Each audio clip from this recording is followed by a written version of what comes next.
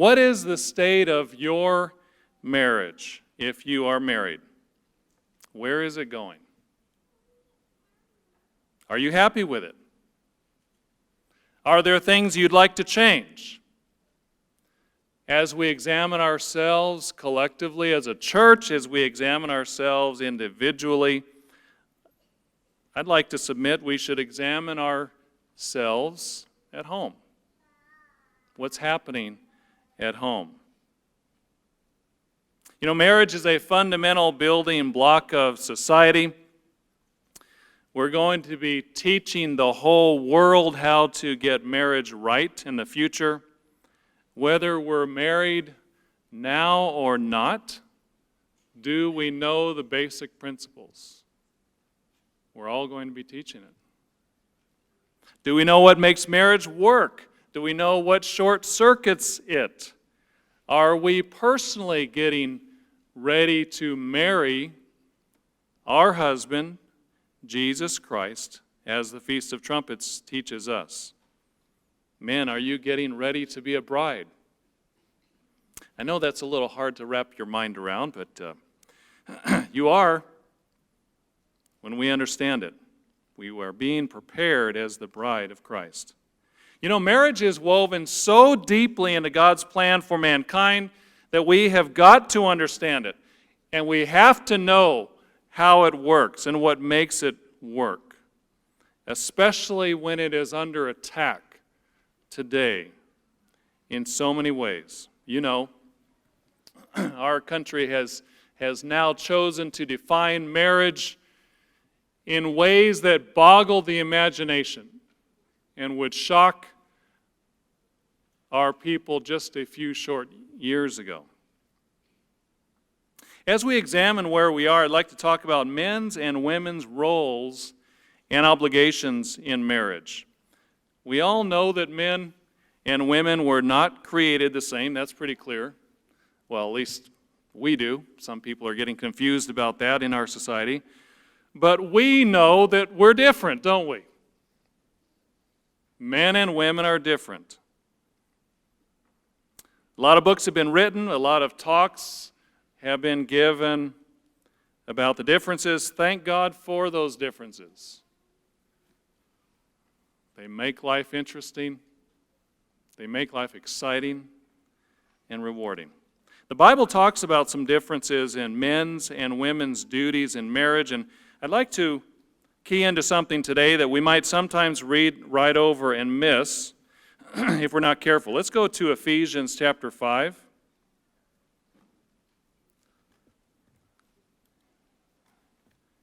Ephesians chapter 5. We commonly go here for instructions on marriage. In verse 22 through verse 32, Paul is giving instructions for men and women in marriage, and he finally sums it up by saying in verse 33, "Nevertheless, let each of you in particular so love his own wife as himself, and let the wife see that she respects her husband." We all read that and all agree to it and say that sounds good, but what does it really mean? And how many times, even in the church, do we focus only on one side of the coin? And that's love. That husbands and wives must love one another, and they should, they must. We all must love one another. We must love our neighbors as ourselves. And we husbands need to keep learning and keep striving and keep growing in how to love our wives. A lot of marriage literature focuses on that, gives good advice. But there's another part to this that Paul says, wives, respect your husbands. And that the best way for wives to show love is to show respect. It's a really interesting truth that opens up as we examine this, the nature of marriage and how to be really successful in marriage. And that is that a woman's greatest need is to be loved, to be cherished, to be appreciated, to be made to feel special. more than anyone else on earth by the man she loves. And a man's greatest need is not necessarily to be loved, but to be respected, to be looked up to be seen as capable and competent, to be made to feel that he is admired above all others for the particular strengths that he has by the woman he loves. Some research bears this out, as Mr. Wally Smith mentioned a couple weeks ago, I think, in a sermon. There was one study done. 400 men were given a choice between going through two negative experiences. If they were forced to choose one of the following, which would they prefer to endure? To be left alone and unloved in the world, or to feel inadequate and disrespected by everyone? Not very good choices, are they? But 74% of the men said they would prefer being alone and unloved than be disrespected. We've done actually a survey here locally, too, among the singles, and it came about pretty much the same. That by and large, men would rather be respected than loved if they had to make a choice. Maybe as the Beatles said, all you need is love is not entirely correct. It's partly right.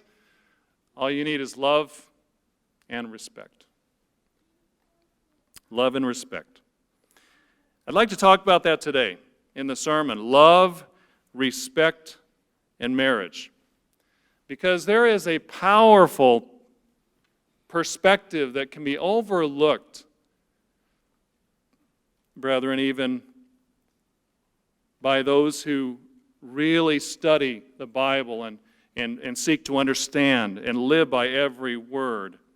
And that really is a secret to obtaining what we're all wanting in marriage, the unity and companionship in a relationship and intimacy in marriage.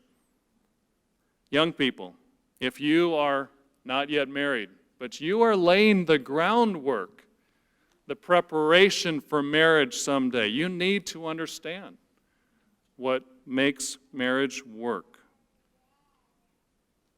If you have, those of us who are married, if you have a good marriage,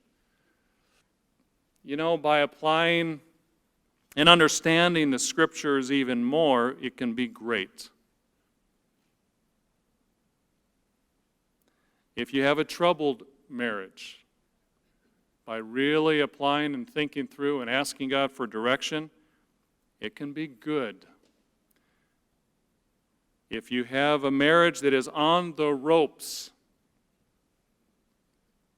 it can be saved. These are important things. There's a book that brings out a lot of the things that we're going to talk about. It's called Love and Respect.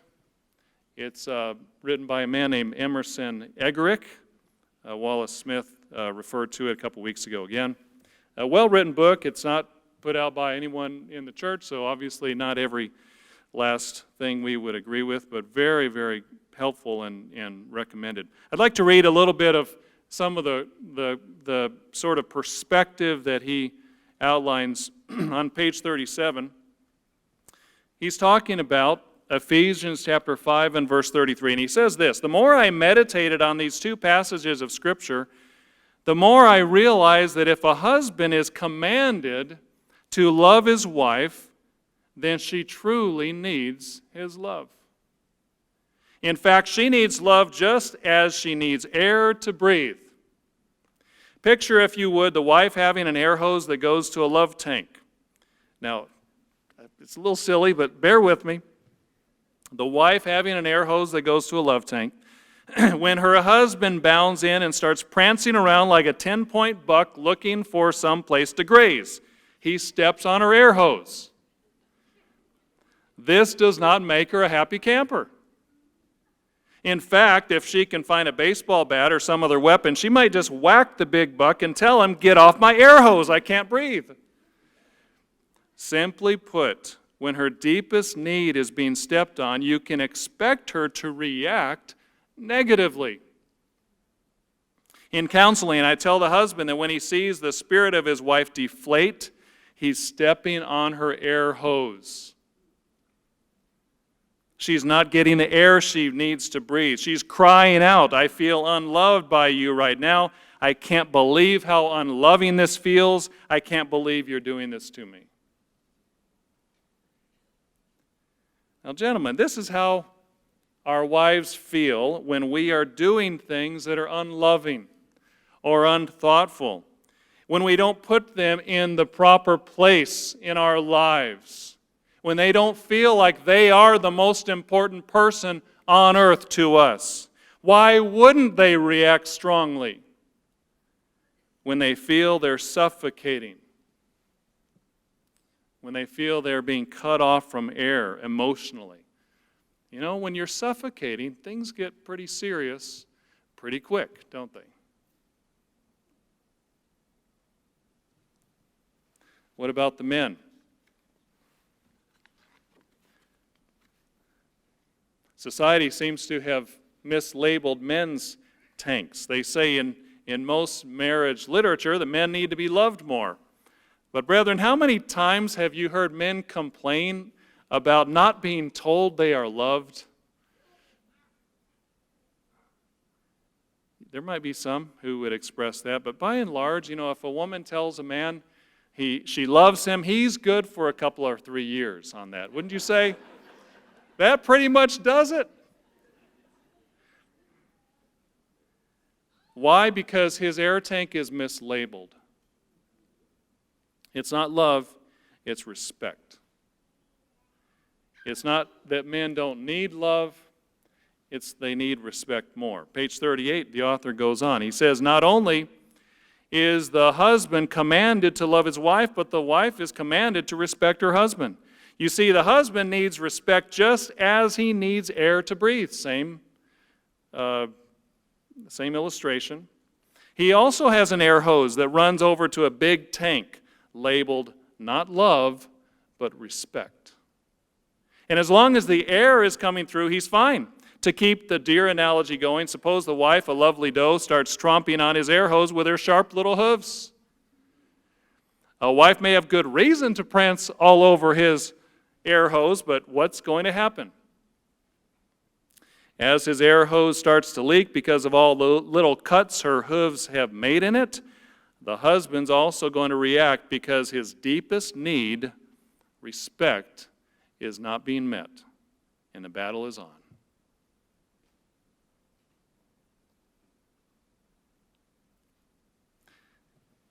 Is that the way our relationships are? And you know, if we're not careful, it turns into a crazy, totally unnecessary cycle.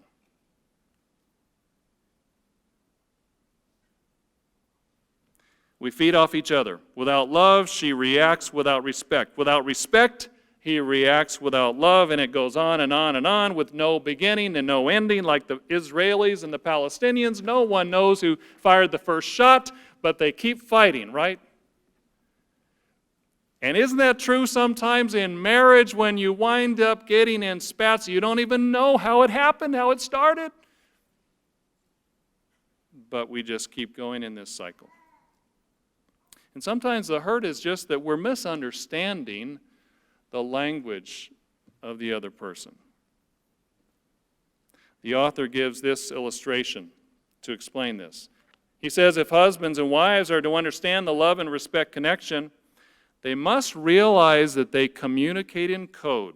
And the problem is they don't know how to decipher the messages from each other. There was a couple who was about to celebrate their 10th wedding anniversary, and the wife began to wonder if her husband would remember. There had been plenty of times during the past decade when he had forgotten their anniversary altogether. That's a first warning flag right there. No matter what she did, little hints, bigger hints, he'd miss it. But on their 10th wedding anniversary, with no hints at all, he remembered. He made a beeline for Hallmark and is soon gazing upon all those racks full of greeting cards. One colorful card quickly caught his eye. He skims the words. They're perfect. He thinks this card is her, no doubt about it. He grabs it off the shelf, pays the clerk, hurries home rejoicing. Finally, he's remembered their anniversary, and a special one it will be too. She's there when he arrives at home, so he sneaks the card into another room, signs it, quickly writes her name on the envelope. He comes out, hands his wife her 10th anniversary card. She beams from ear to ear. She's so happy, finally he has remembered. She tears open the card and begins to read, and then her face falls. The eyes that had been bright with loving energy turn cold. Her beaming countenance becomes sour and dark. Now, because he's a very sensitive guy, he picks up on these little cues. He says, "What's wrong?" She says, "Nothing." He says, "There is too. What's wrong?" She says, "No, there's nothing wrong." He says, "But there is. I can see it. What is it?" She says, "Well, it's not bad for a birthday card." As you might guess, the conversation is headed downhill from here. "You're kidding," says the husband, grabbing the card from her hand. "No way, unbelievable."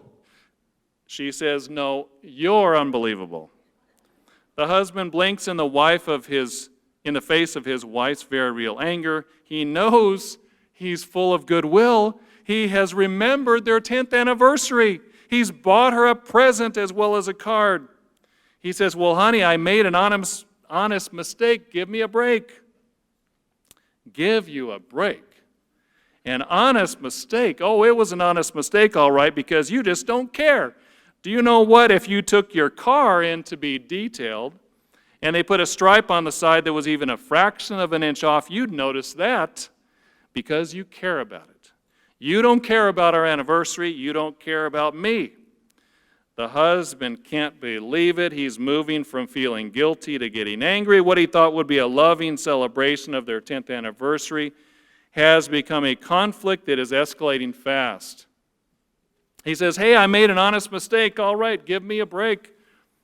She said, "You buy me a birthday card on our 10th anniversary, and you expect me not to be upset? I'd rather you hadn't bought me any card at all." The husband has been on the defensive, and now his pulse rate is up. He's tried to do the loving thing. All his wife can do is say nasty things. He says, "You know what? The way you're talking, I'm glad I got you a birthday card for your anniversary."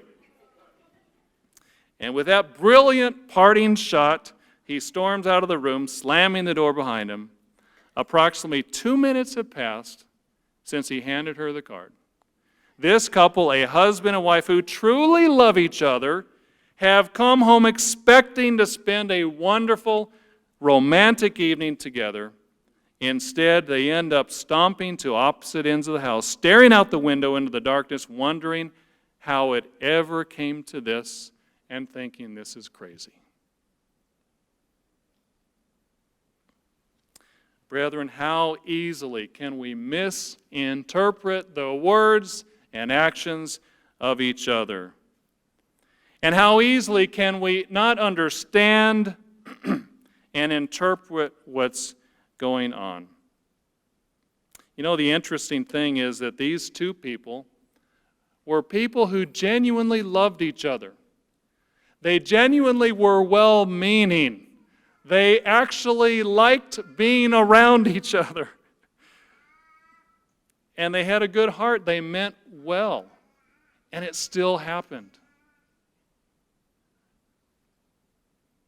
You know, there might be, in some rare times, a time when there actually is a mean-spirited spouse who really is out to hurt the other, but that's very rare, isn't it? In most cases, 99% of the times, both sides really do care. And it can happen to us. Proverbs 15, verse 1 says, "A soft answer turns away wrath, but harsh words stir up anger." Brethren, what is the state of our marriage if you are married? Are you happy with it? Do you feel like it's going in the right direction? Do you have good cycles in your marriage? Or do perhaps you have negative cycles that need to be stopped? And we each feed off of the other. Because she's not showing respect, I don't give love. And because I'm not giving love, she's not showing respect. You know what? Somebody's got to stop the cycle. Somebody's got to be the grown-up. Somebody's got to be converted. Someone's got to stop the cycle. Let's talk about the duties of men for a few minutes. Here in Ephesians chapter 5, you're probably still there. What does it say in verse 25? It says, "Husbands, love your wives just as Christ also loved the church and gave himself for her."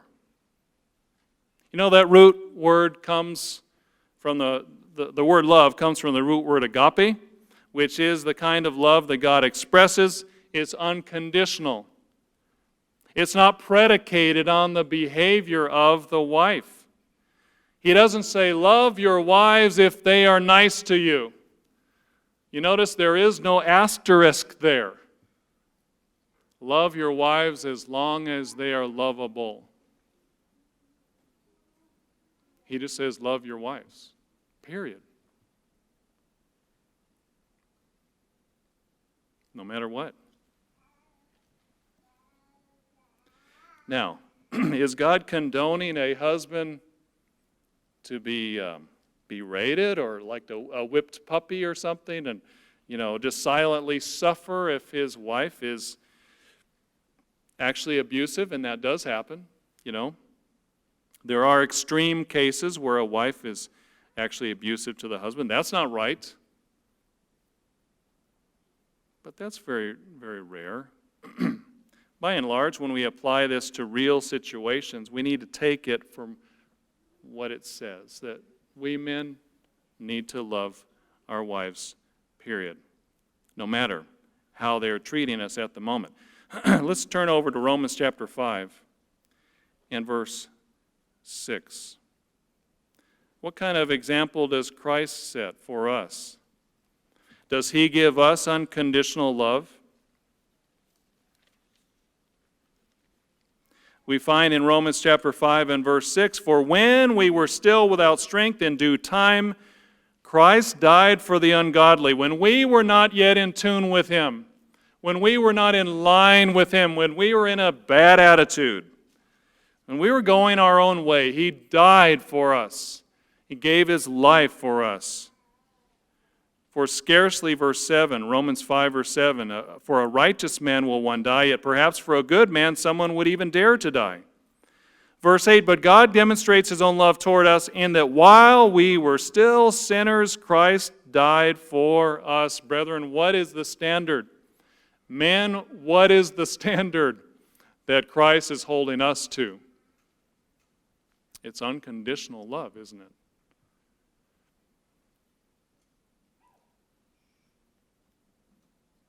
While we were still sinners, Christ died for us. And even though we now walk in the Spirit, we still sin from time to time. And yet God doesn't stop loving us. We don't condone sin. He doesn't condone sin. But even when we're out of sorts, God doesn't stop loving us. Gentlemen, can we love our wives with an unconditional and sacrificial love? Can we take our wives being upset with us from time to time? Can we take it on the chin? Can we take it in the chest? I have a great quote from my wife that I'd like to read to you. She's not here today, so that helps. No, she knows that I was going to read this. She told me sometime back, "You're the most wonderful man on the face of the earth, but I still sometimes find you really annoying."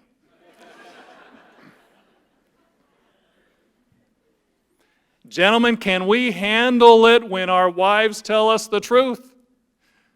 when our wives sometimes are upset, when they're out of sorts. You know, we're supposed to be bigger and stronger. We're supposed to be emotionally the leader. How do we respond when our wife is upset? By getting angry too?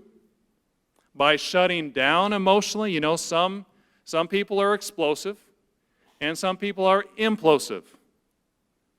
Some people react and explode. Some people say, okay, fine. I'm going to walk away and I'm done communicating. But is that showing leadership? Paul tells us to love our wives, period. Yes, they need to be respectful. But maybe we can even teach them how to be respectful, not by yelling at them or by clamming up, but by honestly and calmly and courageously telling them, I'm not feeling respected right now. What you just said hurt my feelings. Have you ever tried that, men? Is there any shame in that? By honestly telling your wife what she just said was not respectful. And then also genuinely apologizing for our part in it. It's a whole lot harder than blowing up or just walking away, isn't it? But it's really loving her. Ephesians 5, again, verse 26, he says, Christ loved the church, and he gave himself for her that he might sanctify and cleanse her with the washing of water by the word. Verse 27, that he might present her to himself a glorious church, not having spot or wrinkle or any such thing, but that she should be holy and without blemish. So husbands ought to love their own wives as their own bodies. Gentlemen, are we doing that? Or do we need to grow in that area a bit? He who loves his wife loves himself, for no one ever hated his own flesh, but nourishes and cherishes it just as the Lord does the church, for we are members of his body, of his flesh, and of his bones. For this reason, a man shall leave his father and mother and be joined to his wife, and the two shall become one flesh. This is a great mystery, but I speak concerning Christ and the church. So we do it because of the example that Christ sets in being the leader of the church. Let's turn over to 1 Peter chapter 3 and verse 7. 1 Peter chapter 3 and verse 7. Again, gentlemen, how are we doing on the unconditional love meter? How are we doing? Analyze yourself. Ask yourself. You don't have to ask your wife yet. Right here. You can ask her later. But ask yourself. How are you doing? How are we doing? 1 Peter chapter 3 and verse 7. Husbands, likewise dwell with them with understanding, giving honor to the wife as to the weaker vessel, and as being heirs together of the grace of life, that your prayers may not be hindered. We need to dwell with them with understanding. We need to make a study out of studying and reading our spouse. We may never totally understand them, and I think that's even the intriguing part of life. You know, there are things that as we go through our marriage, I feel like I understand less about my wife. I used to think I could probably pick out what color she would like in certain situations. Now I'm baffled even more because there are shades and variations of shades and slight changes of variations of shades that I've given up trying to figure out what colors she likes in some cases. But you know, in other ways, I've tried to make it a study to understand her, and it's a wonderful thing. To gain a better understanding of our wives, to understand what makes them tick, and what works with guys will not work with our wives, right?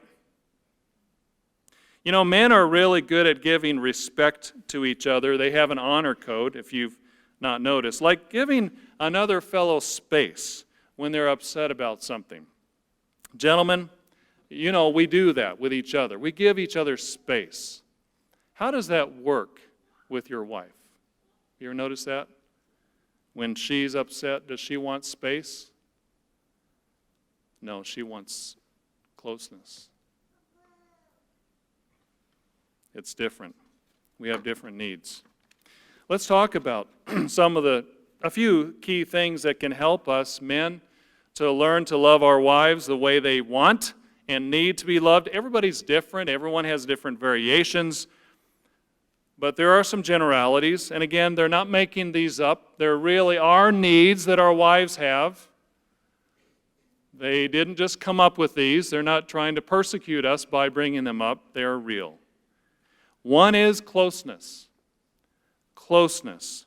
You know, our wives, gentlemen, are highly sensitive to the closeness or perceived distance between us and them. And our wives may even become confrontational when she senses we're not connected. Now that's an oxymoron to men. Why confront to gain closeness? Confrontation causes friction. And yet, that's exactly why she's confronting. Because she's sensing that we're not together. And she wants to be together. And she's forcing the issue. And that's the way God made her. To be concerned enough when we start to drift apart that she's going to throw up the alarm bells. She's going to throw up the warning flags, right? And sometimes that means an eruption or an issue. But the issue is not the real issue. The real issue, she's not feeling close. Gentlemen, do we have the wisdom to be able to figure that out? You know, when you have a confrontation with your wife, gentlemen, consider the possibility that if she doesn't feel close to you, she's upset about it, and she feels unloved. Resist the temptation to fight back. Resist the temptation to clam up. But engage and find out what's going on. Another need of our wives is openness. Openness. This was brought home to me in a certain way some years back. My wife and I were talking one evening in the living room, just a wonderful evening. The work of the day was over, and we were enjoying a little bit of time just in the living room talking. In a lull in the conversation, I remembered thinking of something I needed to do outside, and so I just got up and left. And I got outside, and I was checking some of my plants and some of the trees and watering some things, and a couple of minutes turned to 10 minutes, and that turned to 20 minutes, and it turned to half an hour, and it turned to 45 minutes because I was watering all of my plants, and it was such a beautiful evening. It was very cool, and it felt so good to just be walking around outside in the cool of the evening. I was feeling really, really good. I came back in the house, and I was surprised by my wife's perplexed reaction. For 45 minutes, she had been wondering what went wrong. She was wondering, did I say something? Is he upset at me? Why did he just get up and leave? He didn't even say where he's going. I was happy. Things were going great. And I came in and had no idea. I learned a lesson. You know, when you function in a marriage, you're no longer one person. When you're by yourself, you can just get up and walk around and you don't need to tell anyone what you're doing, right? But suddenly when you're married, sometimes you got to communicate to the other person. You've actually got to tell them what's going on in your head. And you know, all it would have taken is just a few simple words. I remembered something I need to take care of outside. The other person can't read our minds. Our wives need openness. They need us to communicate. Dr. Meredith wrote about that in the marriage booklet. He says, with this kind of understanding and respect, every truly Christian husband should completely share his thoughts, his plans, and his life with the lovely human being he's chosen to be his life partner. Why my wife is my best friend should not merely be a cliche. It should be a reality. A mate who is a real friend helps us build our self-esteem, encourages us through the hard times, and keeps us from being lonely. Couples who can discuss honestly whatever's important to them, including their own relationship, are happier and much more likely to have a lasting marriage. Even though there is a perceived risk of self-disclosure, getting the problems out in the open is much better than allowing festering hurts and misunderstandings to grow. So openness. Gentlemen, we need to be open. They can't read our minds. We need to tell them stuff. Peacemaking. Peacemaking. Christ said, blessed are the peacemakers. Gentlemen, our view of peacemaking may be when we're in a conflict, when we get fed up, we just slam the door. We shut it down. We say, I've had enough. I don't want to talk about it. And there might be times when we need to do that. But it's totally different just shutting her down or saying, I need to go think about this. I need to go pray about this. Can we talk about it a little bit later? I don't really want to talk about it right now. Totally different than just shutting things down. What about loyalty? Loyalty. In stressful times, especially our wives may want reassurance that we still love her. Do we take it as an assault on our manhood and on our commitment? After all, we told her we loved her 20 years ago. She should know. It's on record. We have a license to prove it. A certificate. But if she's feeling shaky about our loyalty and our love, that means she's feeling unloved. And more than ever, it's not time to ridicule her or her need for reassurance, or mock her need for reassurance, or just wave it off as something that's not important. It's a very vulnerable moment for her. We can't shy away from it. Resist the temptation, gentlemen, to get defensive about your commitment, and just reassure her. Now, we can take a step back and look at these and say, wow, women are so needy. Women are so high maintenance. Women are so sensitive. And we can even see her needs as being sort of childish. And we can be patronizing about it, gentlemen. But we must not fall into that trap. God made her that way. She's not a lesser creature. She's made in the image of God. She stands before Christ on equal footing with us. And God made her to have her unique needs. And they don't make her inferior or worthy of ridicule. We read earlier in 1 Peter 3:7, she's the weaker vessel, but not to be patronized. It's like comparing a glass crystal bowl to a copper bowl. The copper bowl is more durable if you drop it from a ladder 10 feet up. The glass crystal bowl will shatter, won't it? But it's also more valuable. We give it more honor. Giving honor to our wife means we take her needs seriously, and we do our best to help her feel loved. Is love easy? No. 1 Corinthians chapter 13. For lack of time, I won't go there, but you can read the whole chapter. It talks about how love suffers long, love is kind, love does not envy, love hopes all things, love endures all things, love never fails. Love is hard to actually do. And yet, that's the command that we men have been given. We must not run. We must not run from the challenge of really loving our wives.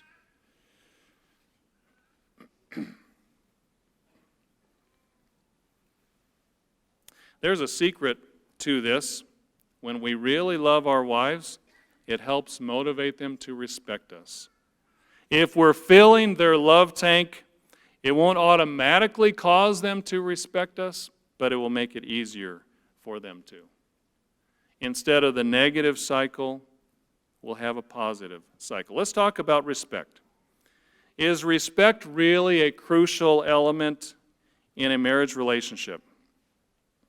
Is women showing husbands respect the equivalent of men showing wives love? Again, let's go back to Ephesians chapter 5. Ephesians chapter 5.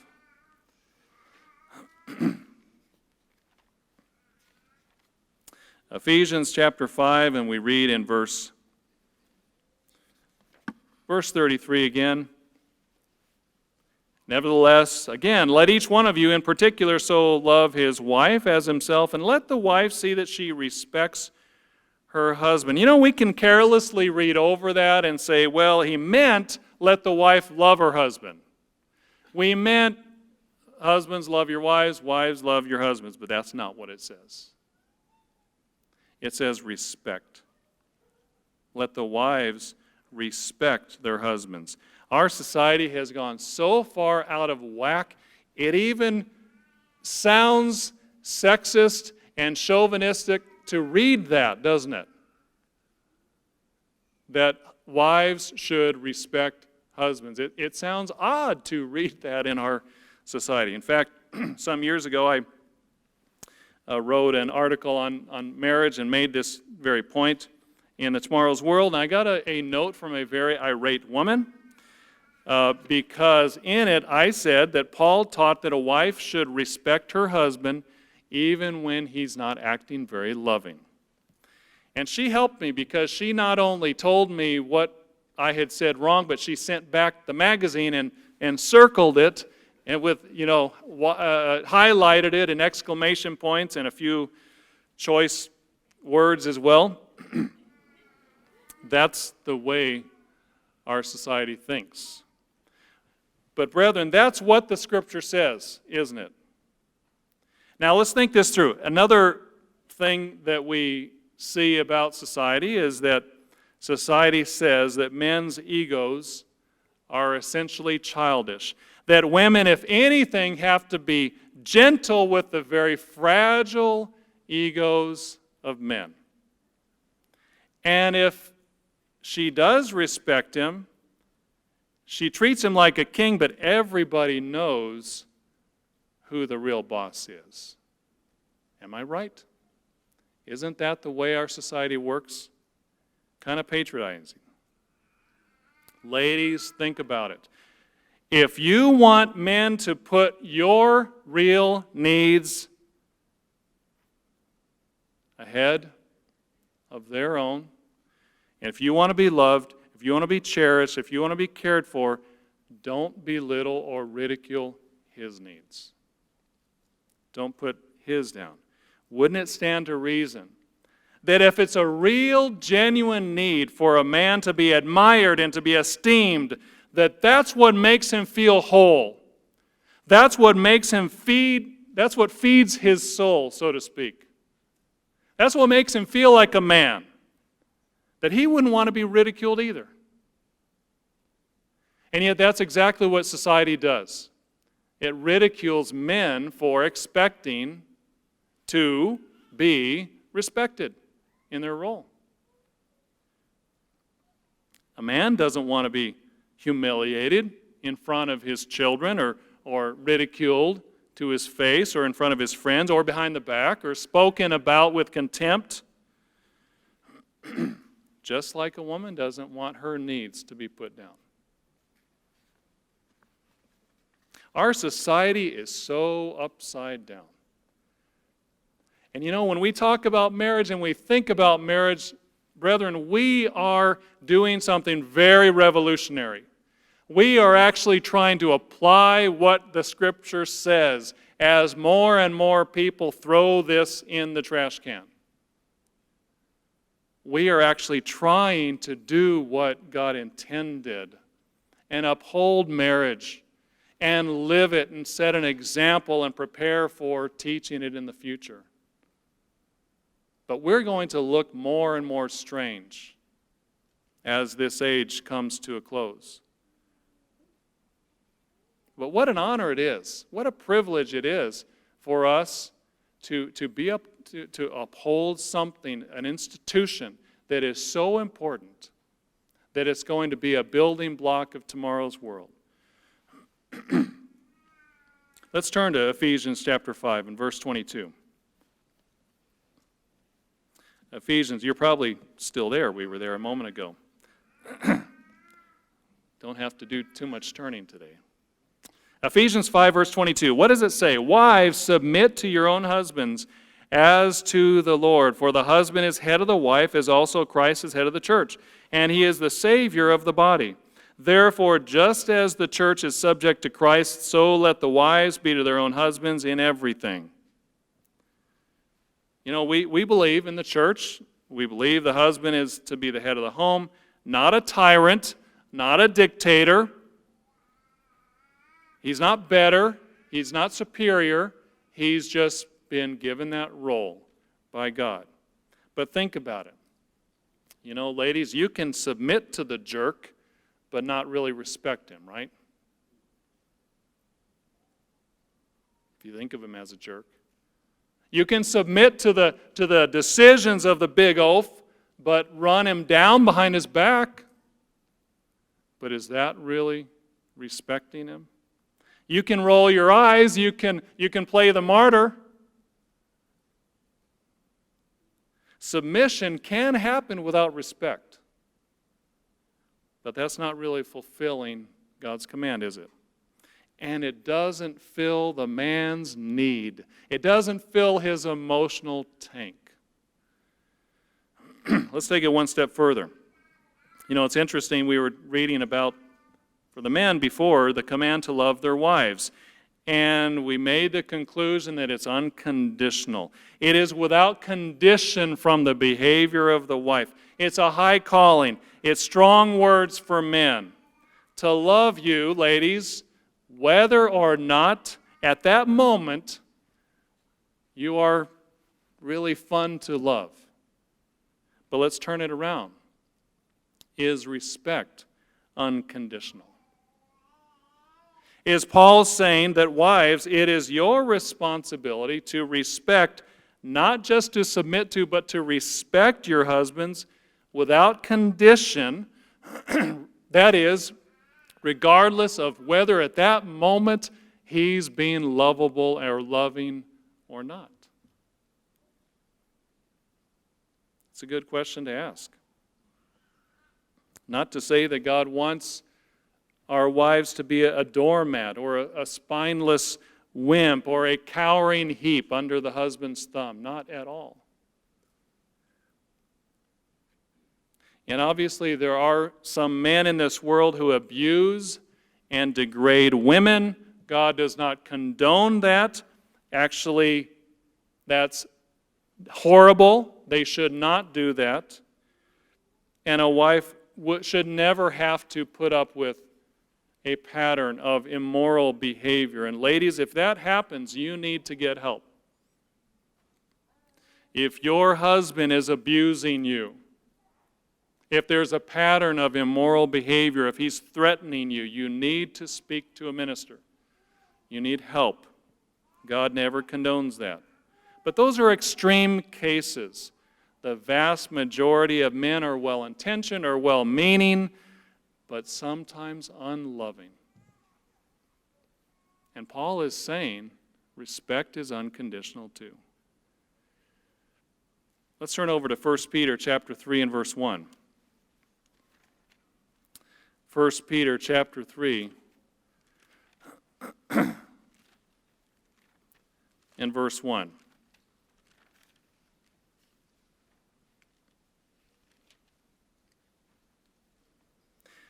He says, "Wives, likewise be submissive to your own husbands, that even if some do not obey the word, they without a word may be won by the conduct of their wives, when they observe your chaste conduct accompanied by fear." Other translations read it a little differently.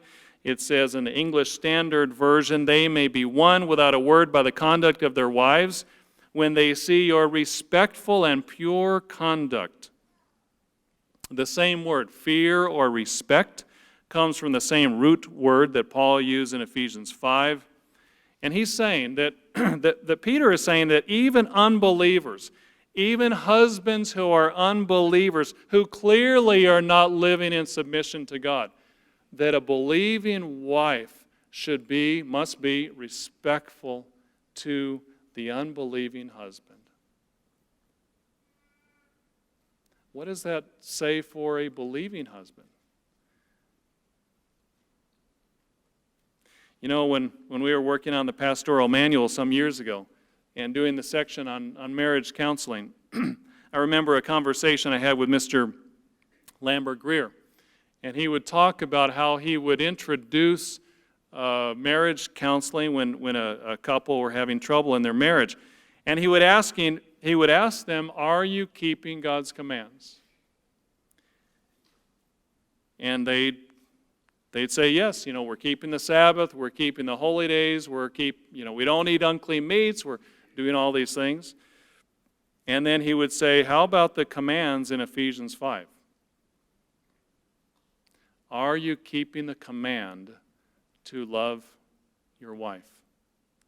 "Well, she said this, she did that." Wait a minute. It's a command.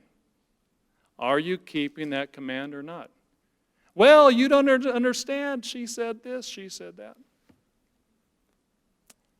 He said, we don't stop keeping the Sabbath just because someone says something or does something. It's still a command. Same thing to a wife. Are you respecting your husband? "Well, you didn't see what he did. You didn't see what he said to me." Is the command there or not? It's a command.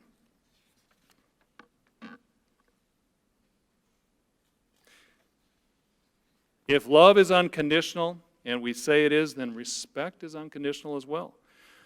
So what does respect in marriage look like? What are some ways that wives can fulfill the command to respect their husbands? And let me say before going there, certainly we as husbands should earn respect by being respectable.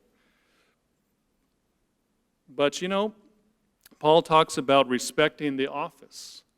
Romans chapter 13 and verse 1. Let's go there briefly before we go to this other point. Romans chapter 13. What if you do have a husband who it's very difficult to respect? What if because of his behavior you're having a hard time respecting him? What do you do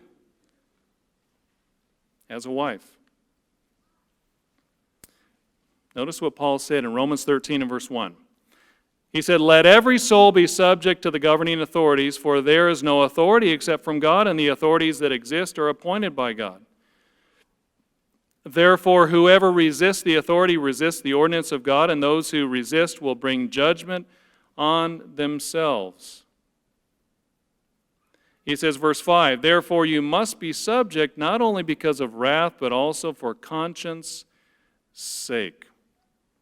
In other words, we submit to authorities, not just so we don't get punished, but for our own conscience, for our own development, for what's going on inside.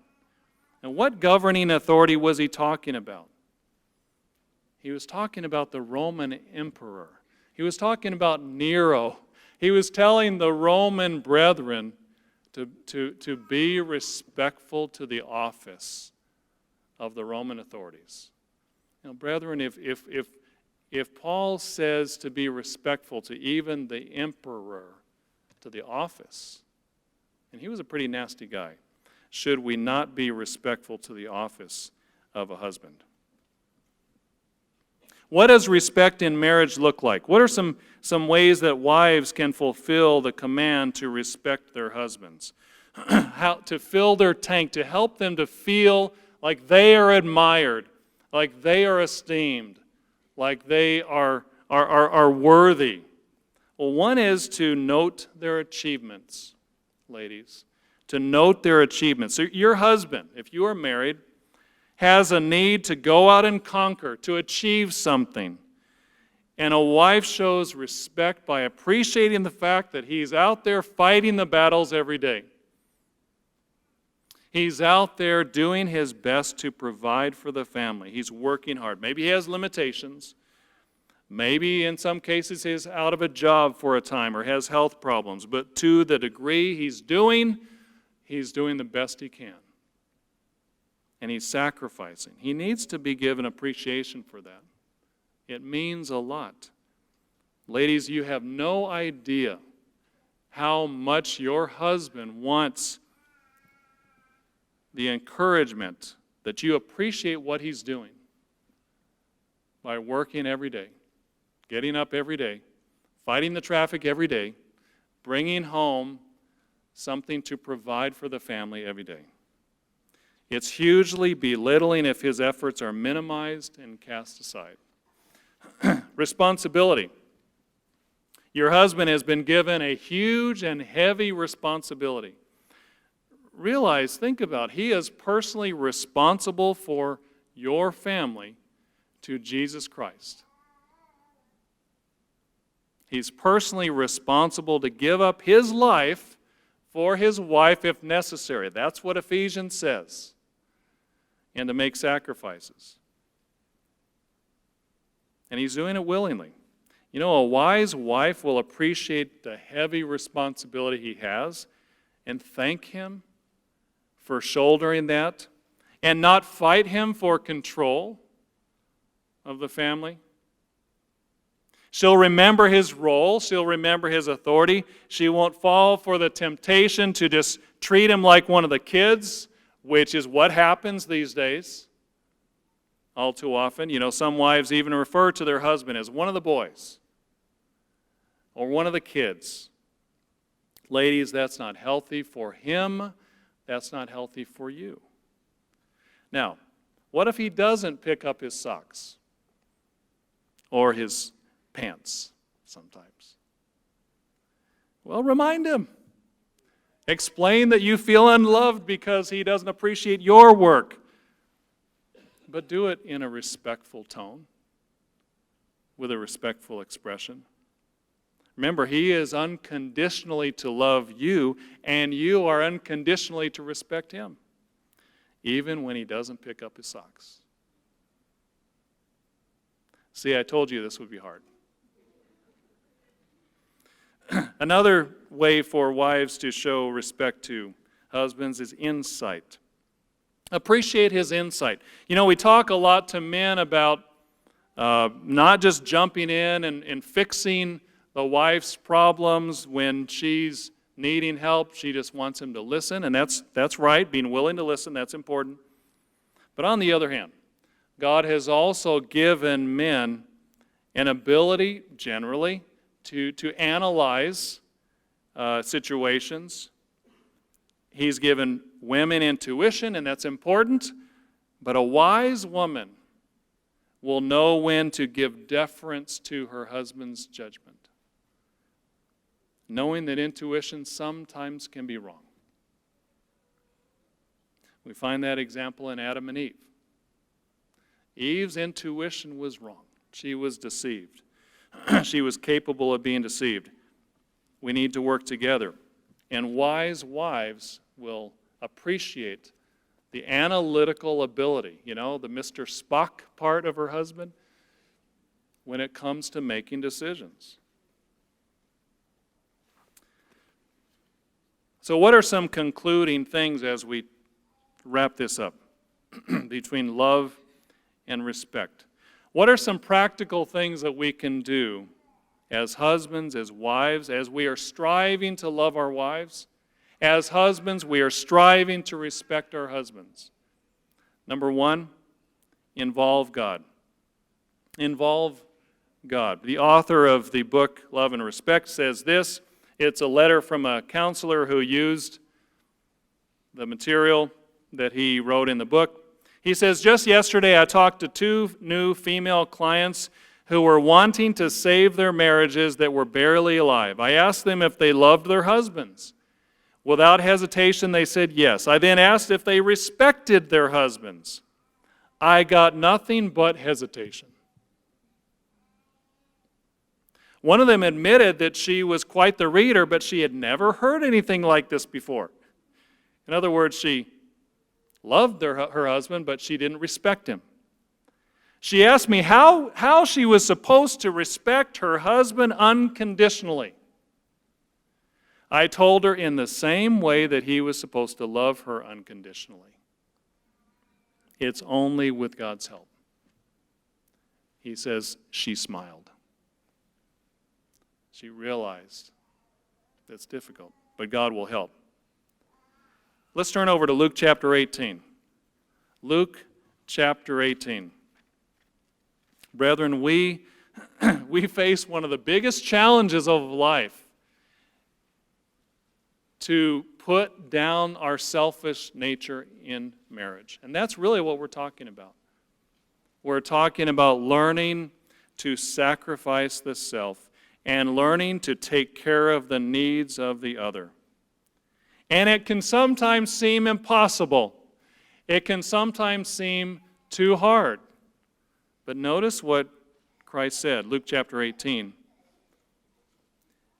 Verse 24, when Jesus saw how that he had become very sorrowful, he's talking about a different context here. He's talking about how hard it is for those who have riches to enter the kingdom. And then those who heard it said, verse 26, who can then be saved? In verse 27, Christ said, the things which are impossible with men are possible with God. Brethren, we need God's help. Why? Because it takes submitting the self to God's will and God's Spirit. One of the greatest challenges of life and the greatest tests of our unselfishness, when we're striving to show more love to our wife and more respect to our husband. You know, especially if we feel burned in the past, that she will never respect me or he will never love me because of whatever has happened in the past.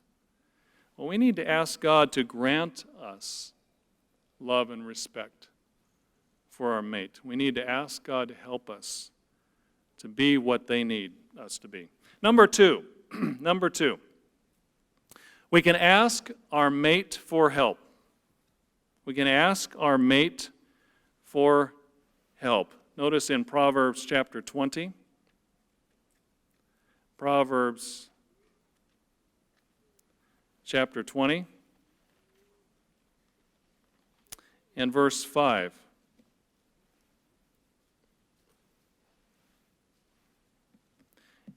It says, counsel in the heart of man is like deep water, but a man of understanding will draw it out.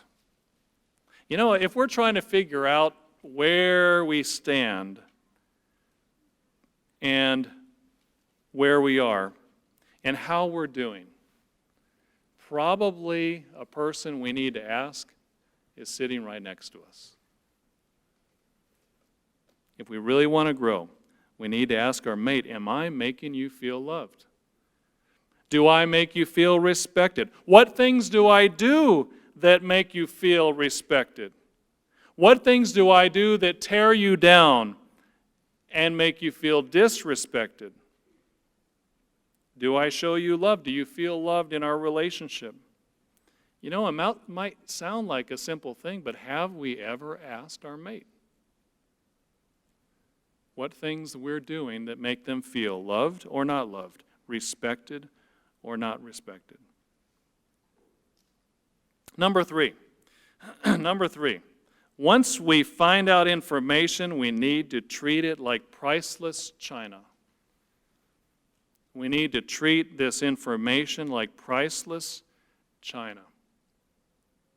You know, if our mate opens up to us and tells us what hurts them, and tells us what they need, and tells us what we do that makes them feel good, and what we do that makes them not feel good,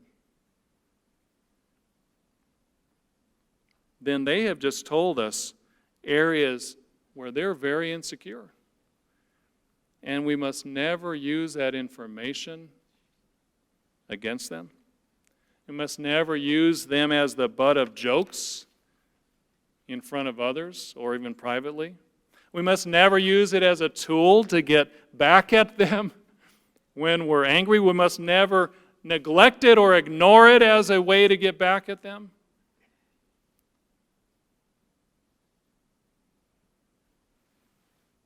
Wives, if your husband has opened up to you, be very, very careful with that information. Now you know how to hurt him even more deeply.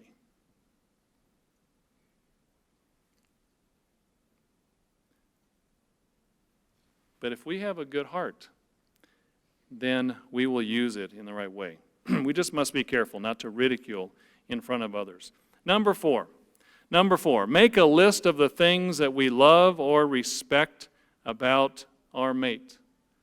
Make a list of the things that we love or respect about our mate. At first, it might be, in some cases, hard to think of some. But you know, the more we do it, the more we will think of, and the more the list will grow. And the more our admiration for our mate will grow. And the more our love and appreciation for our mate will grow. The more we think about these things. Number five, tell your mate one thing a day, something that you love or respect about them. The point is not just to get our minds on it, because they can't read our minds, can they? We've got to tell them. What are we doing to show our wives we love them, gentlemen? If you were before a judge, is there enough evidence to convince a jury that you really love your wife by your actions and by your words? Or is it just all up here? Of course I love you, but I never express it. I never show it. I never say anything. I never do anything that would actually convince a jury. Ladies, you may say you respect him, but what are you doing to show it or prove it? Could you convince a judge by the evidence of your life? Doesn't do any good to keep it to yourself. We must tell them. Turn over to John chapter 15. In this light, John chapter 15. In verse 13, Jesus said to his disciples, just before his arrest and crucifixion, he said, "Greater love has no one than this, than to lay down one's life for his friends. You are my friends if you do whatever I command you. No longer do I call you servants, for a servant does not know what his master is doing, but I have called you friends. For all things that I heard from my Father I have made known to you." Jesus communicated what was on his mind to his disciples. We need to communicate to each other. Number six. Remember to cut some slack. Remember to cut some slack. Most likely your mate loves you. Most likely they have a good heart. Most likely they are essentially a good person. They're well-meaning, but nothing is going to go perfectly, is it? Even if they're trying hard. They'll do well sometimes. They'll slip up other times. They'll ask for forgiveness. They'll forget.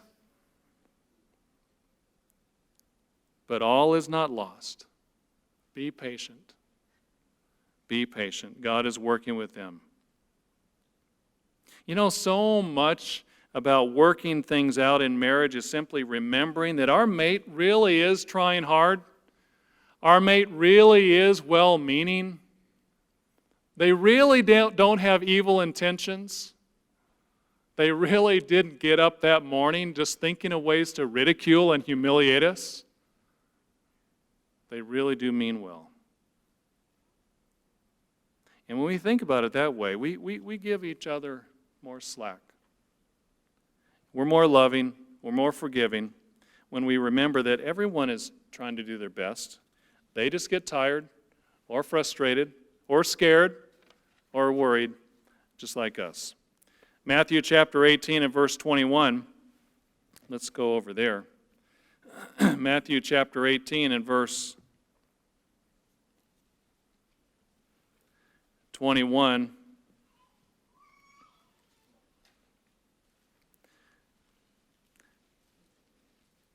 Then Peter came to him and said, Lord, how often shall my brother sin against me and I forgive him? Up to 7 times? And Jesus said to him, verse 22, I do not say to you up to 7 times, but up to 70 times 7.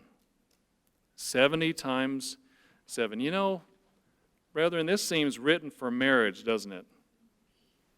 Because who else are we so close to that we actually could need to forgive them 490 times other than our spouse? We need to do it. Need to cut them some slack. Again, on the marriage booklet, Dr.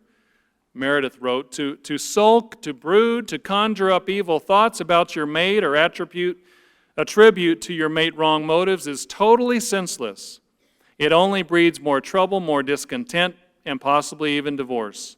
Certainly, as we have said, you need to talk about your hurts and misunderstandings. Try to listen to your mate's point of view, not just sit there and think about what you're going to say next. Do not just think about how you're going to get back at them or get even. All of us must come to realize that most people do not mean to hurt us. And yet in the heat of the moment, that's exactly what we're thinking.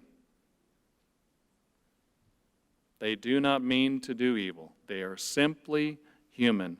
They blurt out hurtful words or take harmful actions without thinking through what they're really doing. And so often it hurts. But the one who gave his life for us commands, for if you forgive men their trespasses, your heavenly Father will also forgive you. But if you do not forgive men their trespasses, neither will your Father forgive your trespasses.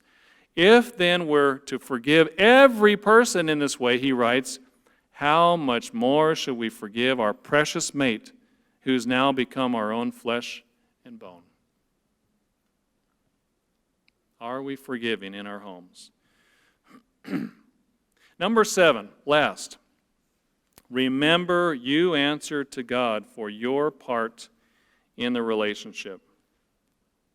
At the end of the day, loving or respecting our mate is really less about them, and it's more about our relationship with God. It's more about our obligation to God. It's a command from God. Romans chapter 12 and verse 18. Romans chapter 12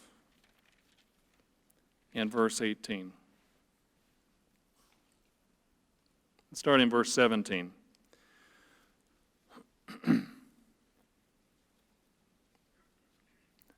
Paul writes, repay no one evil for evil. Have regard for good things in the sight of all men. If it's possible, as much as depends on you, live peaceably with all men. Doesn't that include our mate? As much as depends on us. We can't control what they do. We can't control every reaction they have. But we're answerable to how we treat them. Colossians chapter 3 and verse 23. Colossians chapter 3 and verse 23.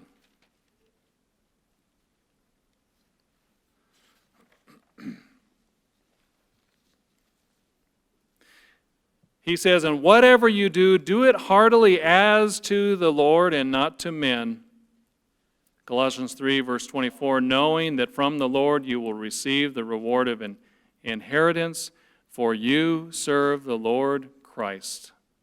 We serve Christ. That's what gives us the ability to take on such a challenge, and that is the challenge of living with another human being and actually subjugating our own selfish nature in the relationship. Brethren, we have such an awesome opportunity to, if God has brought marriage into our life, to have a part in this institution, to actually learn the lessons that He has given us to learn, to grow, to understand, to have a part in another person growing as well. God wants us to succeed. And whatever level, whatever state our marriage is in, whether it's good, whether it's great, whether it's struggling, whether it's on life support, there are real principles in the Scripture that can help us to accomplish and make it better and do what God wants us to do. And there are principles that we can use if we are not married, if we are a young person, but thinking about marriage in the future and laying the groundwork now and thinking about what are the principles that I will base my life on. These things can be inculcated now. We have such an awesome opportunity to have a part in this institution that God has created. 1 Peter chapter 3 and verse 8. Let's close there. Especially as this world gets crazier and crazier, and even the definition of marriage changes and morphs and erodes and dissolves. What an opportunity that we have a chance to stand for marriage and build our marriage and analyze our marriage. 1 Peter chapter 3 and verse 8. He says, "Finally, all of you be of one mind, having compassion for one another. Love as brothers. Be tender-hearted. Be courteous, not returning evil for evil or reviling for reviling, but on the contrary, blessing, knowing that you are called to this, that you may inherit a blessing." As we think about examining ourselves, as we as a church have been examining ourselves, let's make sure we're thinking about what's going on at home. If we're not yet married, let's prepare now to how we will approach marriage in the future. If we are married, let's make sure that we're growing, we're understanding, we're seeking to understand our mate better in this one wonderful institution that God has given us to be a part of. What a privilege that we, as a part of the people of God who believe in marriage and understand the underlying purpose of it, can reflect Christ and His church and His relationship with His church through it. So let's make sure our marriage is empowered by God's Spirit and is built on the foundation of love and respect.